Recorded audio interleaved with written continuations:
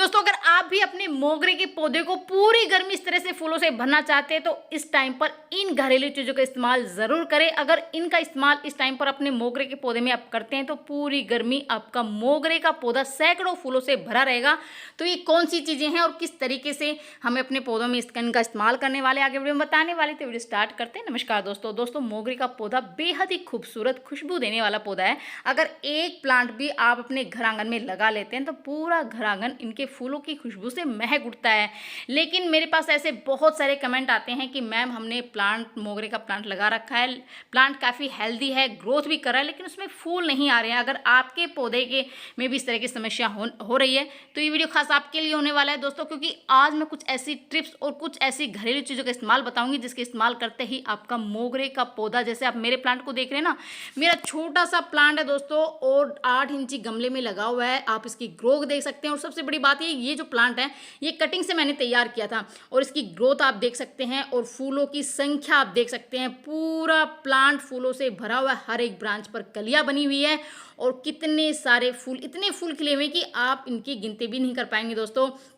तो अगर आप चाहते हैं कि आपका भी मोगरे का पौधा इस तरह फूलों से भरा रहे तो जैसा कि मैंने बताया कि समर फ्लावरिंग प्लांट है, मतलब पूरे दिन की धूप इसको चाहिए होती है दोस्तों। अगर प्लांट को धूप नहीं मिलेगी तो इसमें ग्रोथ नहीं होगी और फूल तो बिल्कुल भी नहीं आएंगे। तो दोस्तों आप अपने मोगरे के पौधे को पूरे दिन की धूप में रखें ताकि आपके प्लांट की अच्छी ग्रोथ भी हो और उसमें अच्छी फ्लावरिंग भी हो। दूसरा दोस्तों, पानी का विशेष ध्यान रखना है क्योंकि गर्मी अभी तेज शुरू हो गई है और इस टाइम पर आप अपने मोगरे को दिन में 2 बार पानी देना है। अगर आपने गमले में प्लांट लगा रखा है तो दिन में 2 बार आपको पानी देना है दोस्तों। अगर आप अपने प्लांट में फूलों से भरना चाहते हैं तो एक बहुत ही खास इंपॉर्टेंट टिप मैं आपको बताती हूँ दोस्तों, जो कि मोगरे के प्लांट के लिए बहुत ही ज़रूरी है। अगर आपने प्लांट की प्रूनिंग नहीं की है तो अभी प्रूनिंग ज़रूर कर लीजिए। अगर आप प्रून नहीं करेंगे तो आप कितना भी खाद डाल लीजिए दोस्तों, आपके मोगरे के पौधे में फूल नहीं आएंगे। देखिए मैंने फरवरी में इस प्लांट की प्रूनिंग की थी क्योंकि फरवरी में इस प्लांट की जो है वो काम शुरू हो जाता है। अगर फरवरी में आपने प्रूनिंग नहीं है तो अब भी टाइम है, अब भी कर सकते हैं। और मैंने फरवरी में प्रूनिंग की थी, उसका रिजल्ट मैं आपको दिखाती हूँ। जहाँ जहाँ से मैंने प्रून किया था वहीं से जो है ना ब्रांचेज निकलनी शुरू हो गई दोस्तों। मोगरे का पौधा एक ऐसा प्लांट है जो नई ब्रांच पर ही कलियाँ बनाता है, पुरानी ब्रांच पर प्लांट कलियाँ नहीं बनाएगा, फूल नहीं आएंगे।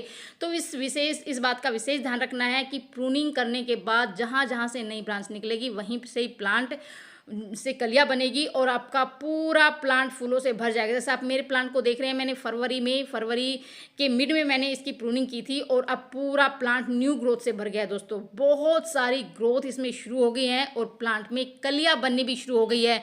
तो दोस्तों अगर आप के प्लांट में फूल नहीं खिलते हैं, कम आ रहे हैं, तो सबसे पहले आप अपने प्लांट की प्रूनिंग करें ताकि आपके प्लांट पर न्यू ग्रोथ स्टार्ट हो, न्यू ब्रांचेज निकलनी शुरू हो और जहाँ जहाँ से प्लांट न्यू ब्रांच निकालना शुरू करेगा वहीं से ही कलियाँ बनेगी। ये बहुत ही मोस्ट इंपॉर्टेंट टिप है मोगरा प्लांट के लिए, क्योंकि मोगरा का प्लांट नई ब्रांच पर ही कलियाँ बनाता है दोस्तों। इस बात का आपको विशेष ध्यान रखना है तो आपका अभी प्रूनिंग अपने प्लांट की कर सकते हैं। दूसरा ये कि आप इस प्लांट को कटिंग से भी तैयार कर सकते हैं दोस्तों। जैसे मैंने कुछ टाइम पहले जब मैंने प्रूनिंग किया था फरवरी के मिड में मैंने इस प्लांट की प्रूनिंग की थी, तभी मैंने यहाँ से जो हार्ड ब्रांचेस जो निकली थी वहीं से मैंने कटिंग इसकी लगाई थी और अब देखिए इसका रिजल्ट कटिंग का बहुत ही अच्छे से जो कटिंग है वो तैयार हो चुकी है। और ये जो प्लांट है ये भी मैंने कटिंग से ही तैयार किया था। तो आप मोगरे के प्लांट को नर्सरी से ना लाकर कटिंग से भी तैयार कर सकते हैं, बहुत ही बड़ा रिजल्ट आपको मिलेगा और पूरा प्लांट फूलों से भर जाएगा फ्री में ही दोस्तों। तो तीसरी इंपॉर्टेंट टिप दोस्तों ये है कि अपने प्लांट की गुड़ाई ज़रूर करें। जो खरपतवार प्लांट में उग गई उनको तुरंत निकाल दे, मिट्टी को रिचार्ज करना है। मैंने तो ये काम फरवरी में ही कर लिए थे। तो मैंने जो फरवरी में मैंने अपने प्लांट में गोबर की खाद डाली थी जो गुड़ाई करने के बाद, तो आप भी इस टाइम पर ये खाद डाल सकते हैं क्योंकि गोबर की खाद है वो प्लांट के लिए संपूर्ण खाद मानी गई दोस्तों। तो उसको पहले अच्छे से प्रून करें अगर आपने प्रूनिंग नहीं की है। दूसरा ये है कि प्लांट की अच्छे से गुड़ाई करें। इस तरह से गुड़ाई करने से क्या है कि प्लांट की मिट्टी जो ढीली होती है, भुरभुरी होती है और जो भी हम खाद डालेंगे उसका पूरा न्यूट्रिशन प्लांट की जड़ों तक पहुंचेगा, जिससे प्लांट की जड़ों का विकास होगा, प्लांट काफ़ी ज़्यादा हेल्दी होगा।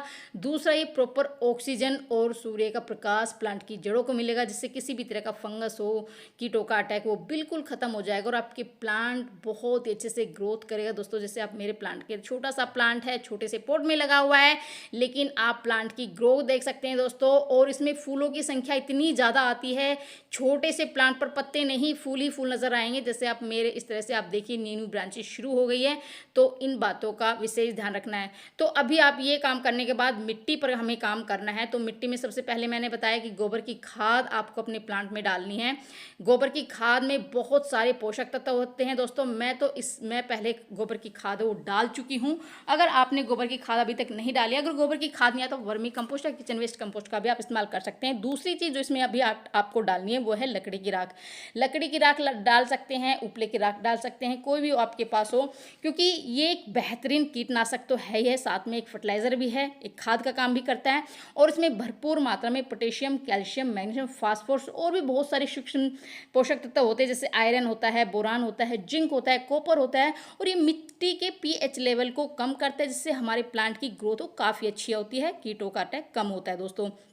अगर आप अपने मोगरे के प्लांट से इस तरह पूरी गर्मी फूलों से भरना चाहते हैं, बहुत सारे फूल चाहते हैं, छोटे से प्लांट अगर फूलों से भरना चाहते हैं, तो इस टाइम पर जो खाद मैं बताने वाली दोस्तों वो आप ज़रूर डालें अपने प्लांट में। तो गुड़ाई करने के बाद गोबर की खाद डाली, राख भी डाल दी, और तीसरी चीज़ दोस्तों मैं इसमें डाल रही चूना।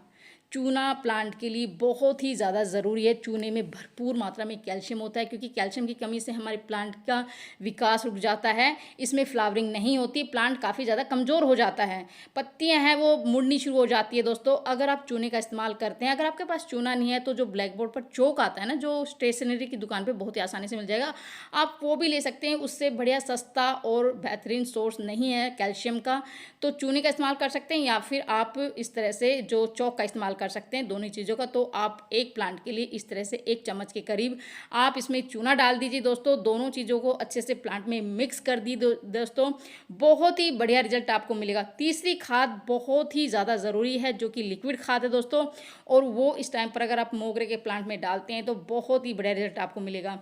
तो सामने जो देख रहे हैं दोस्तों, ये है नींबू के छिलके।